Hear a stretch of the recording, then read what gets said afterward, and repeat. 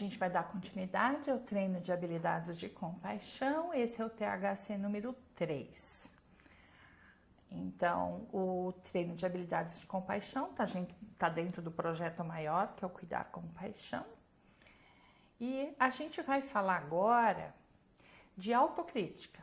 Então, a gente vem numa sequência, né?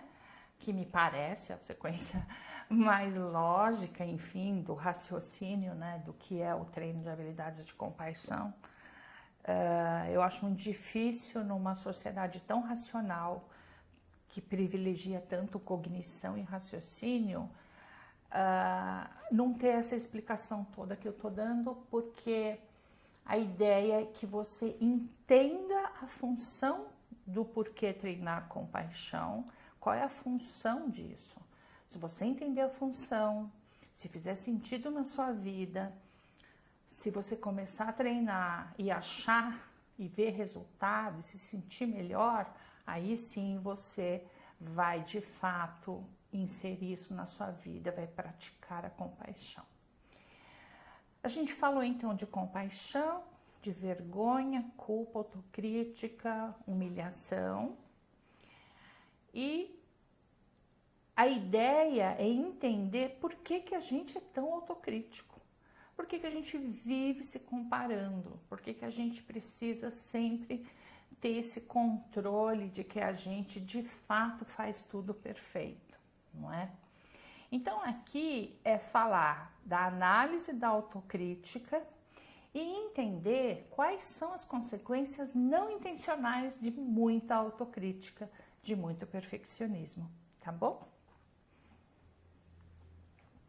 Então vamos pensar junto e cada um, conforme eu vou falando, vai trazendo essas memórias, eventualmente um exemplo se encaixe na sua vida e puxe essas ideias e tal.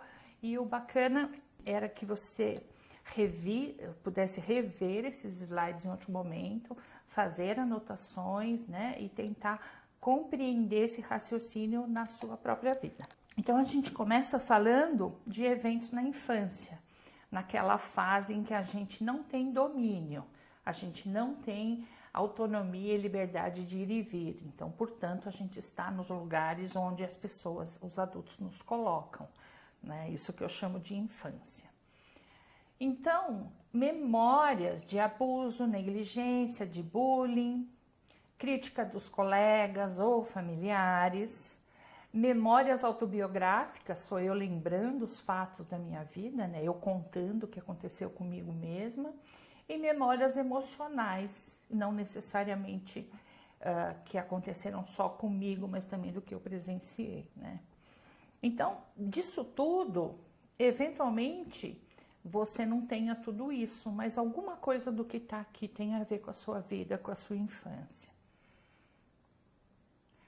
Isso leva com o tempo que a gente cultive e que a gente tenha contato com 2 tipos de medo. Tentar diferenciar aqui, né? Tem o medo que é focado externamente, que está relacionado ao que o mundo lá fora pode fazer comigo. Por exemplo, os outros têm o poder de me rejeitar, os outros têm o poder de me machucar. Então, o tema rejeição, ser excluído, ser rejeitado, ser machucado emocionalmente é um tema muito forte. E também a ideia de que os outros podem ser malvados a qualquer momento, né? Então, que o mundo tem maldade no mundo, que as pessoas são malvadas e cruéis e que elas podem me machucar. O outro medo é o focado internamente, que de alguma forma tem as suas raízes no medo externo, como a mesma analogia da vergonha interna e da vergonha externa. O medo focado internamente, ele já é relacionado aos sentimentos, às emoções que uma pessoa não consegue mais controlar. Por exemplo, relacionado à própria ansiedade, pânico, medo, vergonha, depressão, raiva. Então é como se a pessoa não desse conta da emoção, no seu geral uma emoção negativa, né? E isso passa a ser algo que no futuro pode levar às questões de desordens emocionais e eventualmente um transtorno mental e um diagnóstico em psiquiatria. O que a gente está chamando aqui de estratégia de segurança básica? Ao longo do tempo, uma criança, um adolescente, ele vai tendo um grupo de comportamentos que acaba tendo uma função de trazer segurança. E aí ela vai também construindo as regras e as crenças de que aquilo funciona ou não. Basicamente, são as formas que a pessoa aprendeu para tentar evitar. Por quê? Porque uma criança não consegue resolver, então ela vai tentar evitar.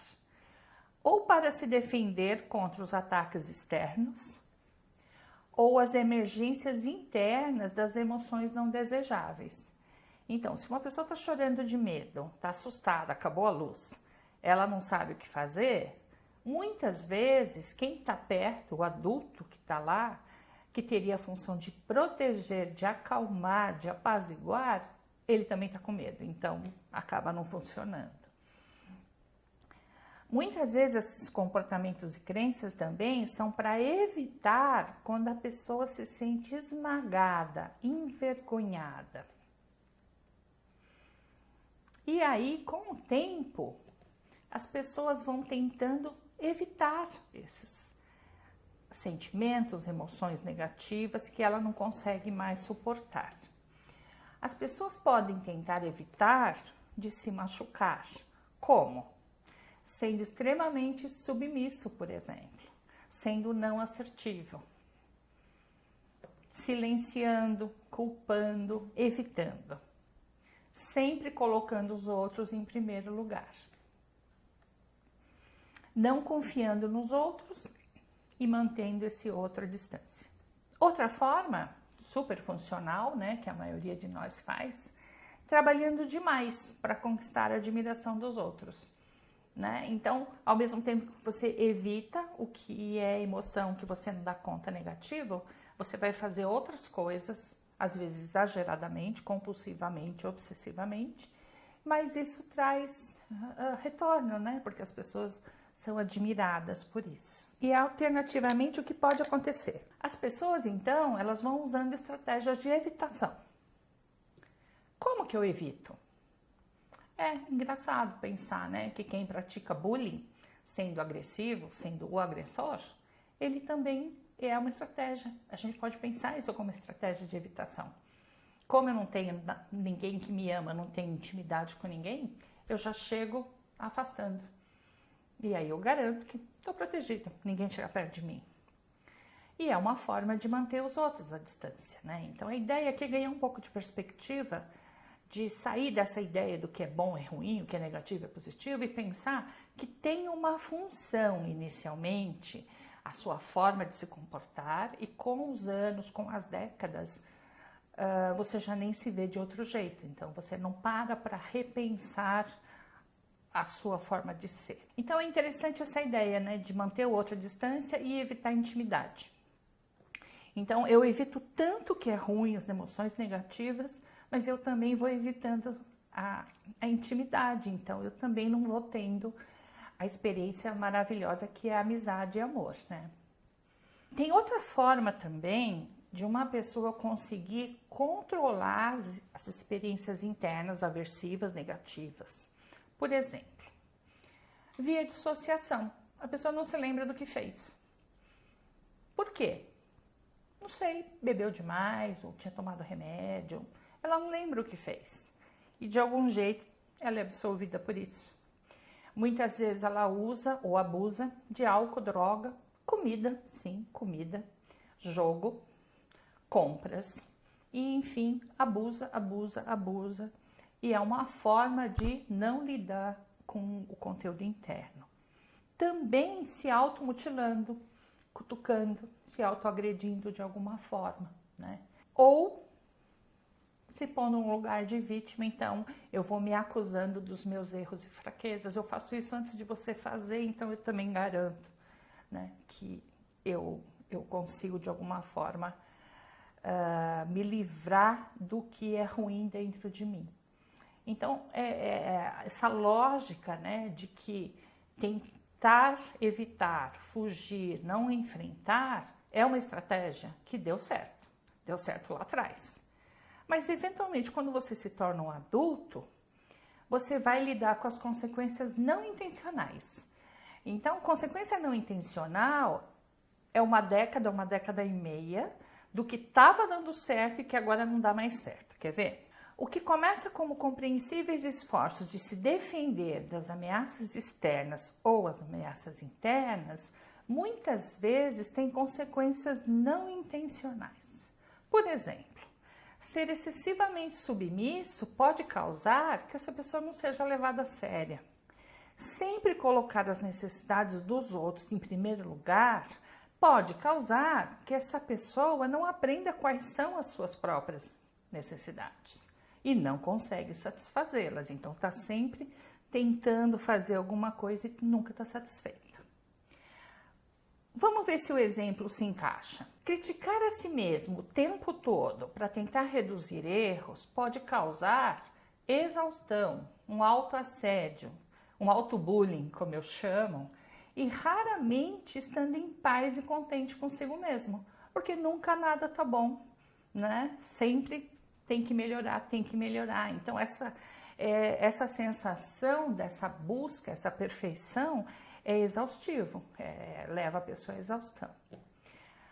Manter-se distante dos outros, ser extremamente autossuficiente, autocorretivo, pode levar a sentimentos de isolamento emocional e nunca realmente sentir-se parte de um relacionamento, sentindo-se sempre um forasteiro, né?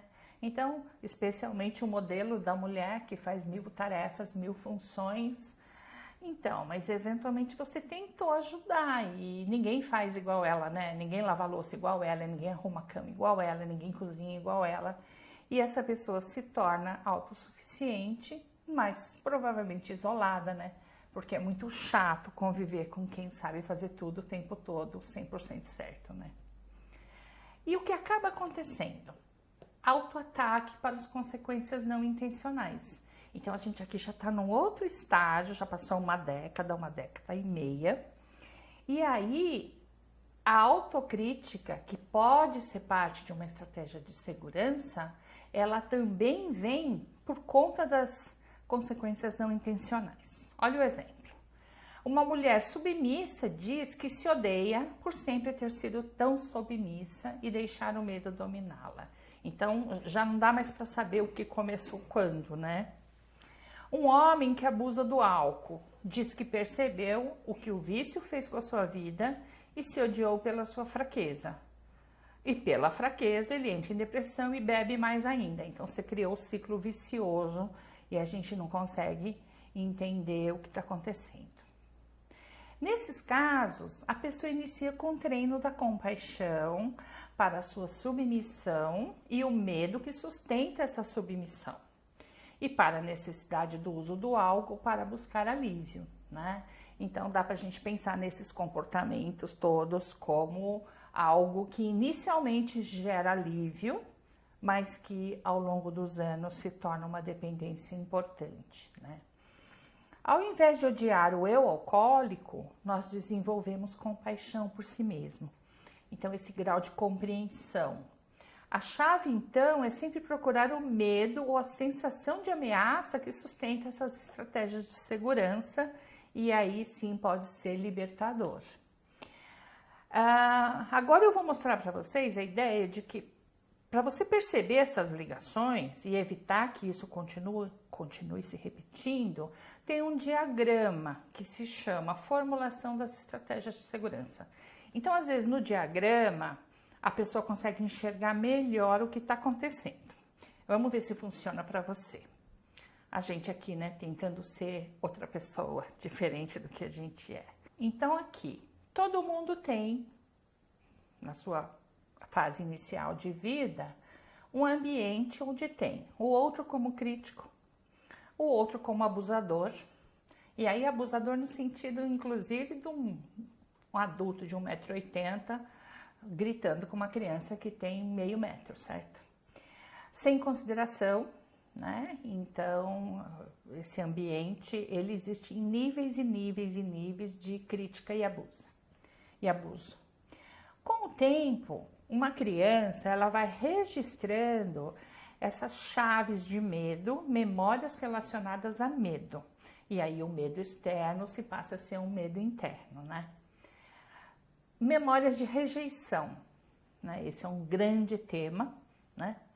Da gente que quer sempre estar no pertencimento no grupo, ser rejeitado é sempre um tema. Impotência, né? Não posso fazer nada, né? No caso de uma criança, de um adolescente que tem noção do que está acontecendo, ele está impotente, porque até ele ter autonomia financeira, conseguir sair de casa, tocar a vida do jeito que ele acredita. Ferimentos aqui, ferimentos de todos os níveis, abuso físico sim, mas também ferimentos emocionais, né, que deixam sua marca, nomes que são utilizados nas famílias, dentro de casa, e que deixam muitas marcas, né, chamar a filha de vagabunda, coisas desse tipo assim, preguiçoso, esses nomes que parecem simples, mas deixam marcas muito profundas. E assim a gente vai gravando memórias muito específicas e essas palavras ficam registradas por muitos e muitos e muitos anos. E cenas de raiva dos pais, eventualmente, dos cuidadores ou das pessoas mais próximas, né?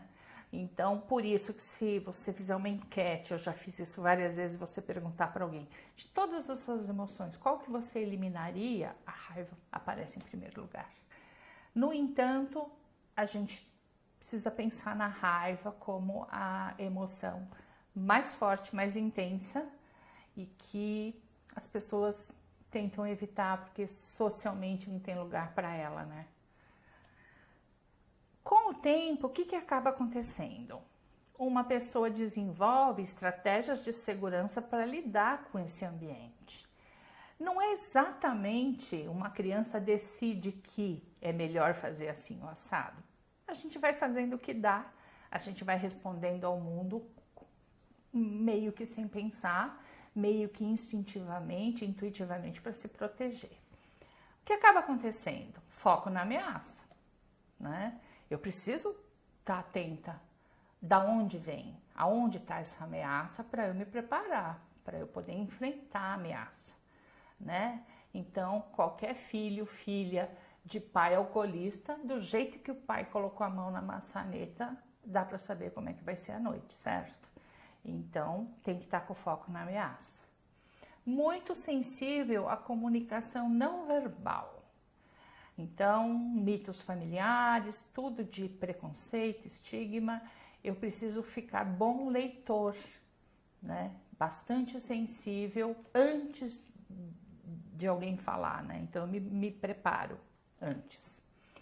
Situações de inibição e submissão, ou ao contrário, né? De pessoas muito extrovertidas, mais violentas, até mais alegres, e vale a mesma situação, que é como deu certo. Então, ser submissa deu certo, mas ser agressor também dá certo, né? Então, eu ficar toda inibida ou eu ser extrovertida do grupo. Então, são estratégias que acabam dando certo.